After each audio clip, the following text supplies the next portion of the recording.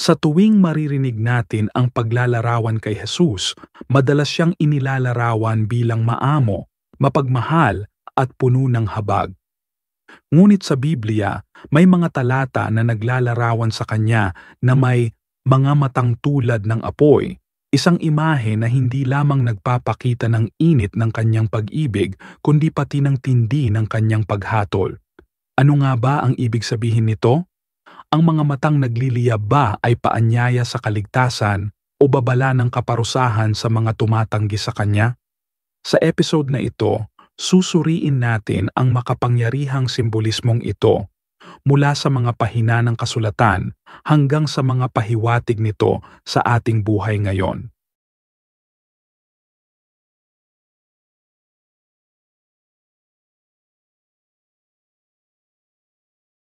Ang apoy sa mga mata ni Jesus ay isa sa mga pinakamakapangyarihang larawang binanggit sa kasulatan, partikular sa Aklat ng Pahayag, Revelation 1:14, 19:12. Hindi ito simpleng poetic description. Ito ay simbolo ng kanyang banal na katangian na walang tinatago, walang nakakalusot, at walang natatago sa kanyang tingin. Sa Hebreo, ang apoy ay madalas nakaugnay ng pagsusuri at paglilinis, at ang ganitong paglalarawan kay Jesus ay nagpapakita na ang kanyang pagtingin ay tumatagos sa kaibuturan ng ating puso, nakikita ang ating tunay na motibo at kalagayan. Hindi tulad ng apoy na sumisira lamang, ang apoy sa mata ng Panginoon ay may dalawang mukha. Ito'y maaaring maging liwanag ng pag-ibig at kaligtasan para sa tapat, ngunit maaari rin itong maging apoy ng paghatol para sa matitigas ang puso at tumatanggi sa kanyang biyaya. Ang ganitong simbolismo ay nagbibigay ng malinaw na babala. Walang makakapagtago sa kanyang paghuhusga at walang makakatakas sa kanyang katotohanan. Kung susuriin, ang imahe ng nagliliyab na mata ay hindi lang patungkol sa kanyang kapangyarihan bilang hukom, kundi pati sa kanyang masidhing pag-ibig.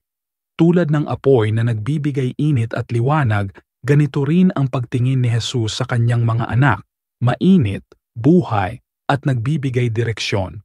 Subalit, kapag ang apoy ay itinanggi o nilabanan, maaari itong maging mapanupil at masakit.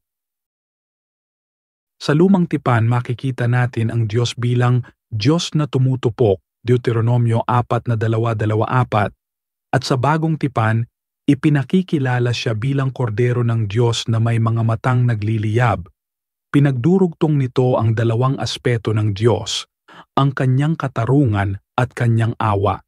Kaya't ang tanong, kapag tumingin siya sa atin gamit ang mga matang nagliliyab, ano ang kanyang makikita? Nangangahulugan ito na ang apoy sa mata ng Panginoon ay hindi dekorasyon ng imahinasyon, kundi paalala na siya'y laging nakatingin, hindi upang maghanap ng mali para parusahan kaagad, kundi upang tawagin tayo sa tunay na pagsisisi at pagbabalik loob. Pero kapag pinili nating baliwalain ang kanyang panawagan, ang parehong tingin na iyon ang magdadala ng hatol. Kaya't mahalagang tanungin ang ating sarili, kapag tumagos sa atin ang titig ni Jesus, mararamdaman ba natin ang init ng kanyang pagyakap o ang init ng kanyang hatol?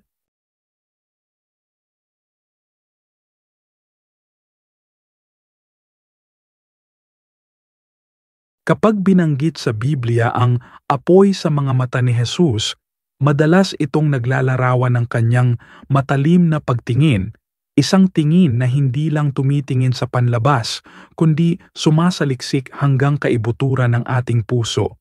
Walang bagay na maitatago. Lahat ng motibo, lihim, at tunay na damdamin ay nahahayag sa kanyang harapan. Ang apoy na ito ay hindi katulad ng apoy ng galit ng tao. Ito ay banal at makatarungan, isang apoy na may layuning linisin at itama. Para sa mga tapat, ito ay nagdadala ng katiyakan na ang Diyos ay nakikita ang lahat ng kanilang sakripisyo at paninindigan. Para sa mga matigas ang puso, ito ay babala na walang kasalanan ang mananatiling lihim magpakailanman. Sa aklat ng Pahayag 1:14, inilarawan si Jesus bilang may mga matang tulad sa nagliliyab na apoy. Ang larawang ito ay sumasalamin sa kanyang kapangyarihang magpasya ng walang pagkakamali, walang pagkukunwari o pagpapanggap ang makakatakas sa kanyang tingin, sapagkat ito'y tumatagos hanggang sa kaluluwa.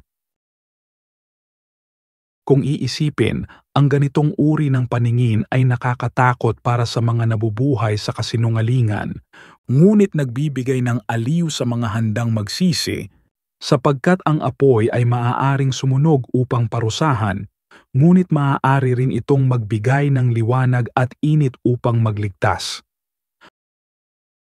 Maraming Kristiyano ang nakakalimot na ang pag-ibig ni Jesus ay laging magkasama sa kanyang katarungan.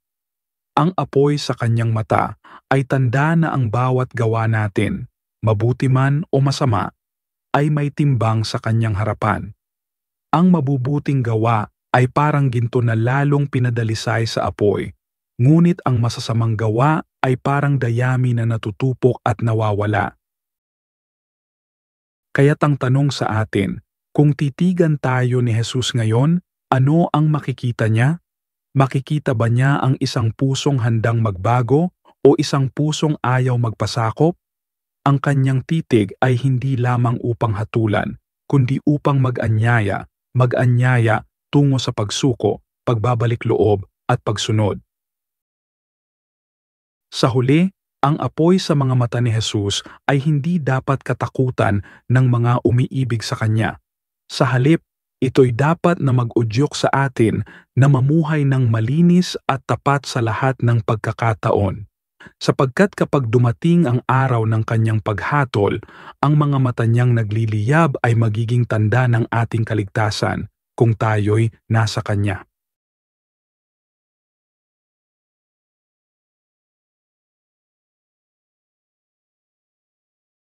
Ang apoy sa mga mata ni Jesus ay hindi lamang tanda ng kanyang hatol, kundi isa ring paalala na siya ang naglilinis ng kanyang bayan. Tulad ng isang panday na gumagamit ng matinding init upang alisin ang dumi sa ginto, ginagamit ni Kristo ang apoy ng kanyang katarungan upang tanggalin ang kasalanan sa puso ng kanyang mga tagasunod. Sa unang Korinto 3:13-15, binabanggit na susubukin ng apoy ang gawa ng bawat isa. Para sa mga matapat, ito ay pagkakataon upang mas mapatibay ang pananampalataya. Para sa mga nagtatago ng kasalanan, ito ay panahon ng pagbubunyag. Ipinapakita nito na ang kanyang tingin ay hindi para sirain, kundi para hubugin ang mas dalisay na pagkatao. Marami ang natatakot sa salitang apoy dahil iniuugnay ito sa kaparusahan ng impyerno.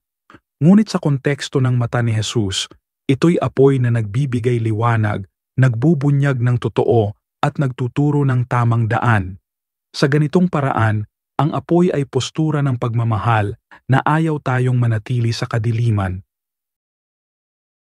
Isipin ang kanyang paningin na tumatagos sa bawat sugat, pagkukulang at kahinaan natin, hindi upang husgahan agad, kundi upang pagalingin.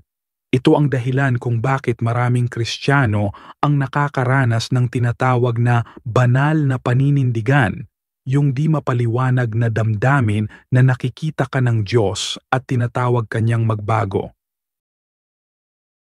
Sa parehong paraan, ang apoy sa kanyang mata ay nagiging babala sa mga patuloy na nagpapakatigas ng puso, sapagkat darating ang araw na ang apoy na ito ay hindi na magiging imbitasyon sa pagsisisi, kundi hatol sa mga tumangging tumugon. Kaya mahalagang magpasakop habang may pagkakataon pa. Para sa mga tumutugon sa tawag ni Kristo, ang kanyang apoy ay nagbibigay ng bagong direksyon at sigla. Ito'y nagiging lakas upang labanan ang tukso at inspirasyon upang magpatuloy sa paggawa ng mabuti kahit mahirap at kahit walang nakakakita. Kaya't sa bawat araw dapat nating itanong, paano ko haharapin ang titig ni Jesus? Sapagkat kung ang ating puso ay malinis at tapat, ang apoy sa kanyang mga mata ay hindi magiging panakot, kundi magiging liwanag na magdadala sa atin patungo sa walang hanggang kaligtasan.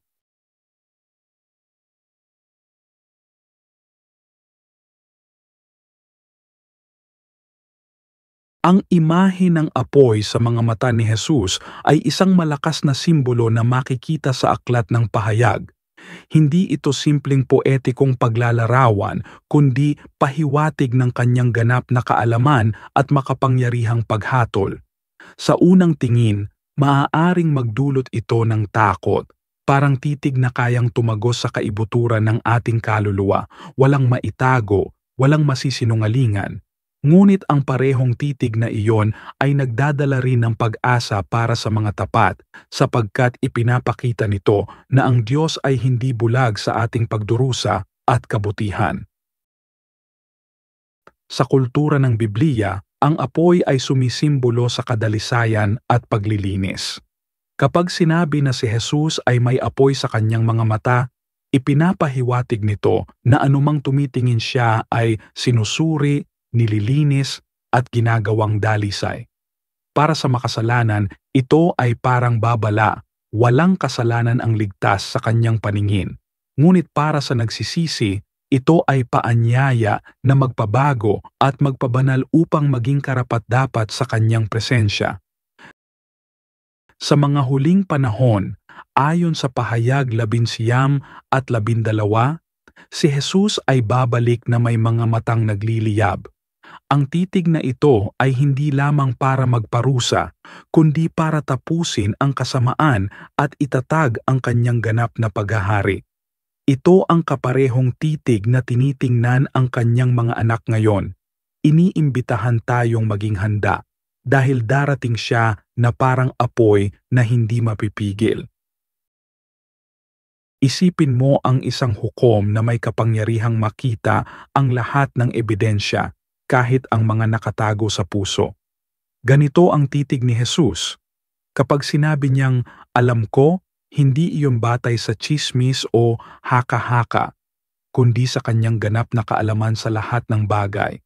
Kaya't ang apoy sa kanyang mga mata ay tanda ng katarungan, sigurado, matuwid, at walang kinikilingan. Ngunit ang kaparehong apoy na iyon ay nagdadala rin ng aliw para sa mga inuusig, pinagtatawanan o pinahihirapan dahil sa kanilang pananampalataya. Ang apoy sa mata ni Jesus ay garantiya na may Diyos na nakakakita at magbibigay ng katarungan. Walang masama o mabuti na nagawa laban sa atin na hindi niya napapansin. Para sa marami, ang ideya ng titig na tumatago sa kaluluwa ay nakakatakot. Ngunit sa Ebanghelyo, makikita natin na ang kanyang tingin ay laging puno ng katotohanan at pag-ibig. Kay Pedro, matapos siyang ikaila, tumingin si Jesus, isang titig na parehong nagsiwalat ng kasalanan at nag-alok ng kapatawaran. Ito ang parehong titig na magliligtas sa atin kung tayo ay lalapit sa Kanya ng may kababaang loob. Kaya ang tanong, kapag tumingin si Jesus sa iyo, ano ang kanyang makikita? Isang pusong puno ng takot at pagtatago o isang pusong handang masunog sa apoy ng kanyang pag-ibig at katarungan? Ang apoy sa kanyang mga mata ay hindi lamang tanda ng kaparusahan kundi paanyaya na linisin, pagalingin at gawing bago ang ating buhay bago dumating ang araw ng kanyang hatol.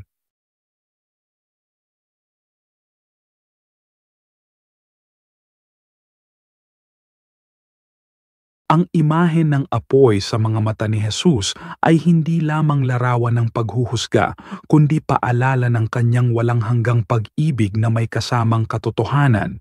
Ang apoy ay kumakatawan sa liwanag na lumalantad sa lahat ng bagay, ang mabuti at ang masama.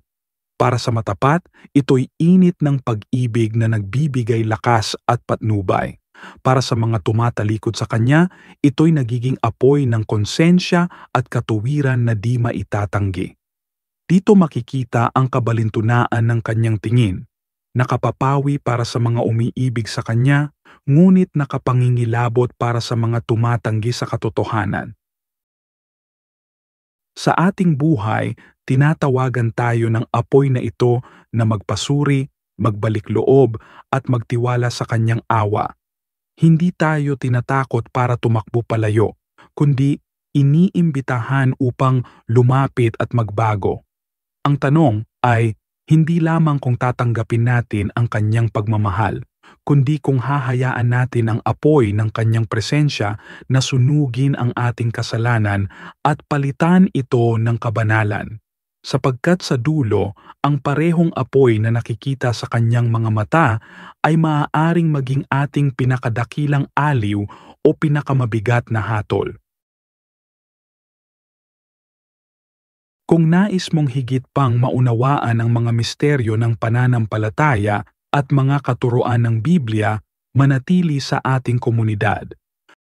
Mag-subscribe, pindutin ang bell icon, at ibahagi ang video na ito upang mas marami ang makaalam kung paano tumitingin si Jesus, hindi lamang bilang hukom, kundi bilang tagapagligtas.